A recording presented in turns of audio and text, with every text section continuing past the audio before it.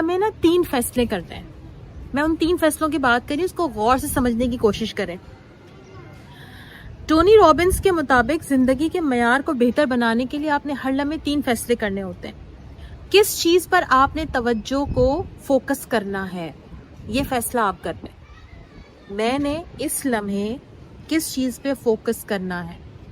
میں نے یہ فوکس کرنا ہے کہ یہ سیٹ ذرا سخت ہے، میں تھک گئی تو بیٹھے بیٹھے، یا میں نے یہ فوکس کرنا ہے کہ میں کتنی اچھی بات کر رہی ہوں اور سب لوگ میری بات توجہ سے سن رہے ہیں، تو میرا فوکس اس بات پہ ہے.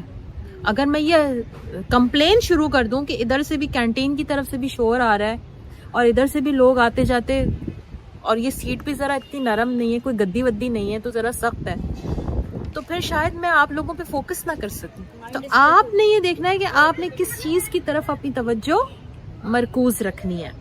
دوسری بات، جو کچھ ہو رہا ہے اس کے میننگ کیا ہے آپ کی زندگی میں.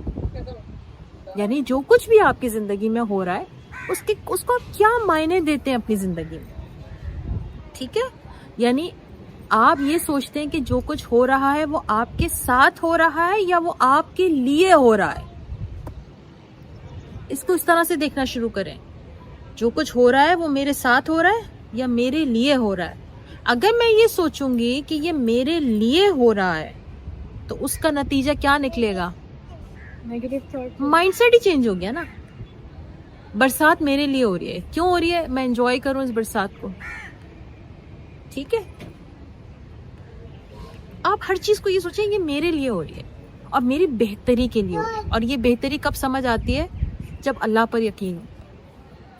نبی صلی اللہ علیہ وسلم کی حدیث ہے نا کہ میں حیران ہوں مومن پہ، بے شک اللہ اس کے لیے کسی چیز کا فیصلہ نہیں کرتا ماں سوائے اس کے جو اس کے لیے بہتر.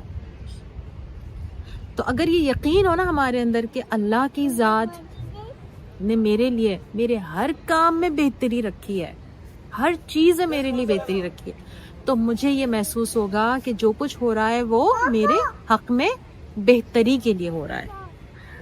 تیسری بات، لوگ یہ سمجھتے ہیں کہ علم طاقت ہے. ہم بہت نالج لے لیتے نا. اچھا، میں آپ کو اس کی ایک اور ریلیونٹ مثال، لوگ یہ سمجھتے ہیں کہ میں نے ایم فل کیا ہوا ہے تو ایم فل کر کے میں نے پتہ نہیں کیا تیر مار لیا. ایم فل کر کے آپ نے کوئی تیر، ایون آپ نے پی ایچ ڈی کر کے بھی کوئی تیر نہیں مارا. ڈگریاں طاقت نہیں ہوتی، آپ کی تربیت آپ کی طاقت ہوتی. اور یہ طاقت تب بن سکتی ہے جب آپ اس علم پہ عمل کرتے ہیں، لیکن جب آپ اس علم پہ عمل ہی نہیں کرتے تو وہ پی ایچ ڈی کی ڈگری بھی بیکار ہو جاتی ہے. علم جو ہے نا وہ ممکنہ طاقت بن سکتا ہے، یعنی ایک پاسبل پاور ہے علم آپ کی، لیکن وہ کب بنتی ہے؟